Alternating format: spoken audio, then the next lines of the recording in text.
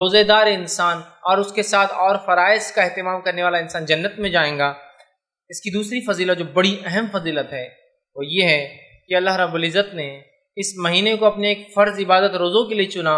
اسی طرح اس مہینے کو اپنی آخری کتاب کے نزول کے لیے بھی چنا۔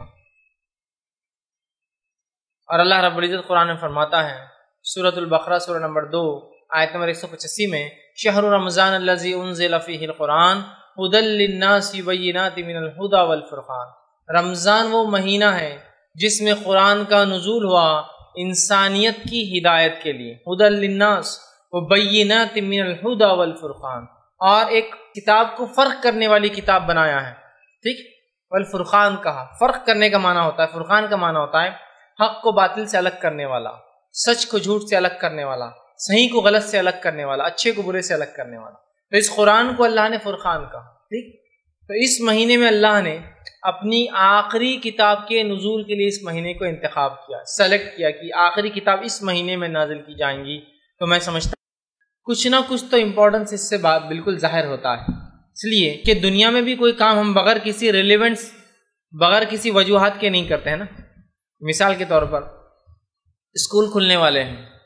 تو اسکول کھلنے والے تو اس سے پہلے آپ اندازہ ہو جائیں گا کہ کتابیں جہاں ملتی ہیں وہاں رش بڑھ جاتا ہے، اسکول کے ڈریس جہاں ملتے ہیں وہاں رش بڑھ جاتا ہے، تو وہ رش سے اندازہ ہو جاتا کچھ نہ کچھ اس مہینے میں ہے تبھی لوگ یہاں آ رہے ہیں، اسکول کھلنے والے۔ تو اللہ نے اپنی آخری کتاب کے لیے ایک مہینے کو چنا، سلیکٹ کیا، یہ بغیر کسی وجہ کے نہیں ہو سکتا، یہ بڑی وجہ ہے اس کے پیچھے، اس لیے کہ یہ مہینہ اتنا محترم ہے، اتنا مبارک ہے، اتنا مقدس ہے، اتنی اہمیت کا حامل ہے، تبھی اللہ نے اپنی آخری کتاب کو اس مہینے میں۔ بلکہ عبداللہ ابن عباس رضی اللہ عنہما فرماتے ہیں کہ اللہ رب العزت نے جتنی آسمانی کتابیں نازل کی ساری کی ساری رمضان میں نازل ہوئی، جتنی آسمانی کتاب، چاہے وہ معاملہ توریت کا ہو، زبور کا ہو، انجیل کا ہو، قرآن کا ہو، یا دیگر اور بھی کتب جس کا نام صحیف اور کتب ہم نہیں جانتے، وہ ساری کی ساری وہ فرماتے کب نازل ہوئی؟ رمضان المبارک، رمضان کے مہینے میں۔ تو اس سے میں سمجھتا ہوں رمضان کے مہینے کی اہمیت واضح ہو رہی ہے کہ اللہ نے اپنے وحی کے نازل کرنے کے لیے،